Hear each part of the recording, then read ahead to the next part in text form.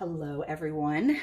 So I've been actually promising my friends for the past couple days about putting together some instructions and kind of life hacks on making masks for healthcare workers as part of the COVID-19 pandemic. Um, there are a ton of templates that are floating out there. I think I probably tried at least 5 or 6. Uh, I wasn't really finding any that worked for me, partly because if there's two things that my friends know about me is I am a perfectionist, but I'm lazy. And I'm going to do whatever I can to really try to streamline the effort, but still make it look as, neat and tidy at the end as possible. And I was just really struggling with some of the seams, with some symmetry, and just really being able to knock out as many masks safely as I could to make it really meaningful.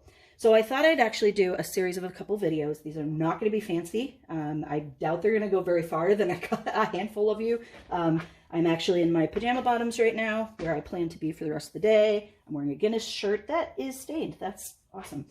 But I am going to probably come at this with a healthy dose of snark, because that's just how I do things. So if you're easily offended, you might want to just find a little more tame channel. But let's get started. So I had every intention of doing a single take video, getting it up on YouTube as fast as possible to get it help in people's hands as quickly as possible, until I realized pretty quickly that it was abundantly clear I was not wearing a bra. So rather than have the video pulled by the YouTube powers that be, I thought I'd redo the second half and take the opportunity to put on a clean shirt. I know, get excited. So let's get started. I first wanted to take the opportunity to kind of walk through some of the down and dirty materials and tools that will kind of help you achieve what I call Mask 101. So this is going to be your mask that doesn't have a lot of frills, but that you'll be able to churn out pretty quickly, and that adheres to as many safety protocols as possible, because really when it comes down to it, that's the most important thing. So obviously, number one, your fabric. In this case, this is some pretty fabric that my mom was able to get to me, but really anything that's clean, unstained, 100% cotton that's tightly woven will work. I'm going to actually walk through a couple of the other masks that I've done so far, but some examples this is made with my son's, it has a name, right? The thing you put your head on in your pillowcase. Yes, there. This was made with material that I had bought about 15 years ago to make my then 2-year-old daughter dress. That never happened. This is material that was from my daughter's sheets. There's all sorts of, this was a fun one. This was quilting material I bought about 20 years ago. And that went far. So just whatever you can get your hands on, like I said, clean, tightly woven, cotton, and then also making sure that it doesn't have quilting or things with seams in it, because that's just going to be a sieve for virus to go through. And it also really does need to withhold high temperatures, because you're going to need to sanitize them. So nothing with embossing or anything like that. So that's your fabric. Obviously, you're going to need scissors of some kind. They don't have to be fancy. You could use these regular garden variety shears, which I would like you to know were the ones I cut my hair with last week. So there's that. Safety scissors, for goodness sake. Like, it's really, doesn't have to be fancy.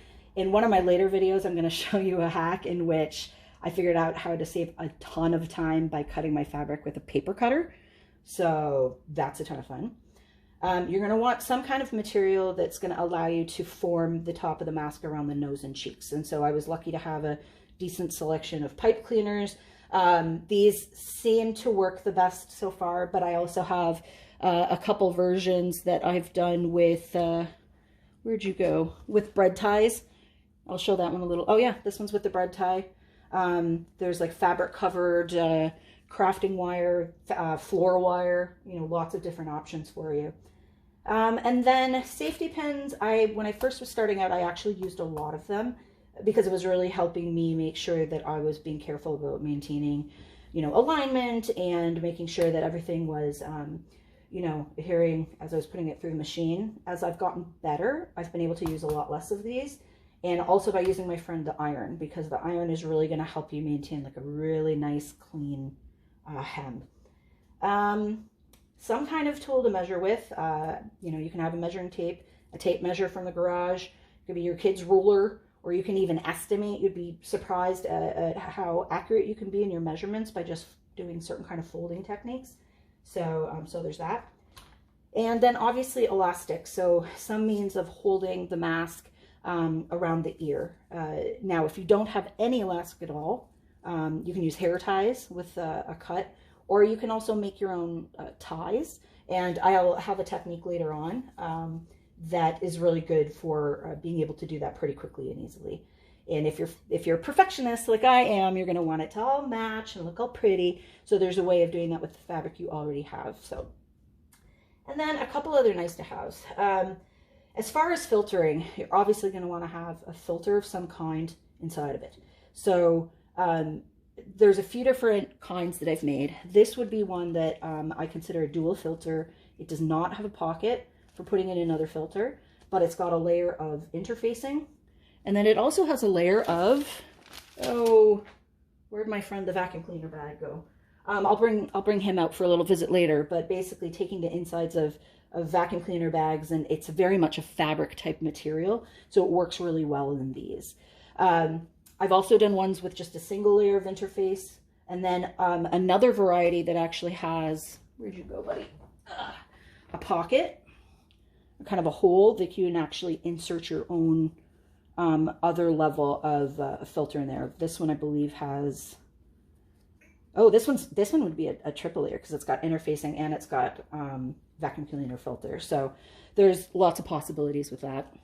At bare minimum, if all you have is some fabric, a needle and thread, and really that is enough to actually put together something really basic.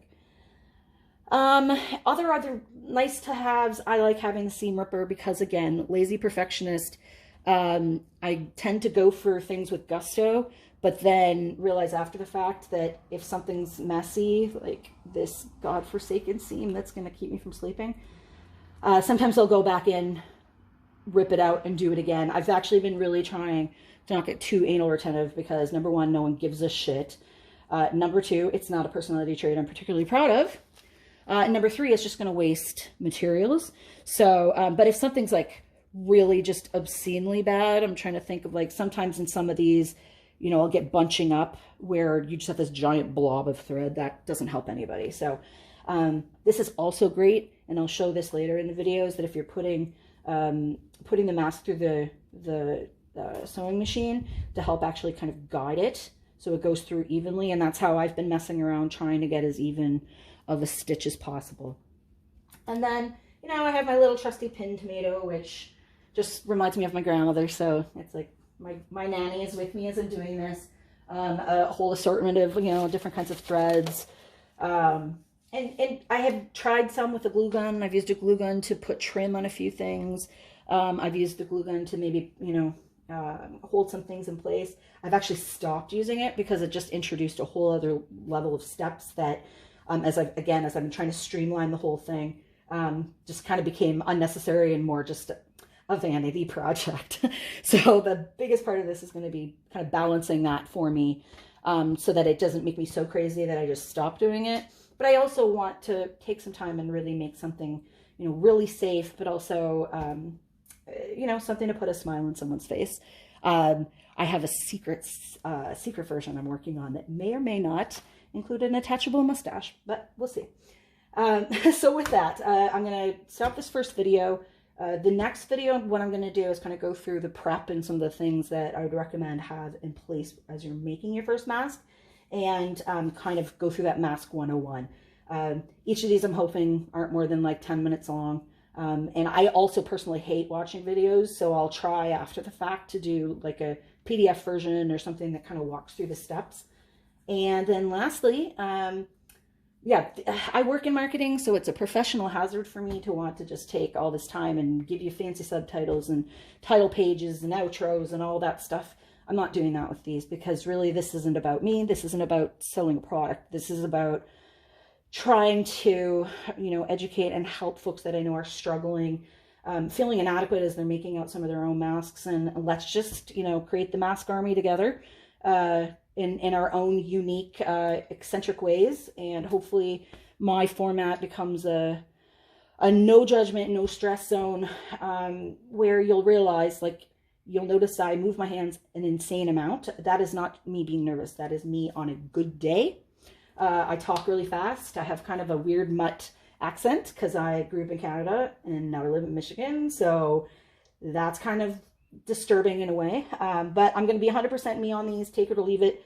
And I hope you stay. And if you have any feedback, questions, or suggestions, don't hesitate to ask. All right. See you on the flip side.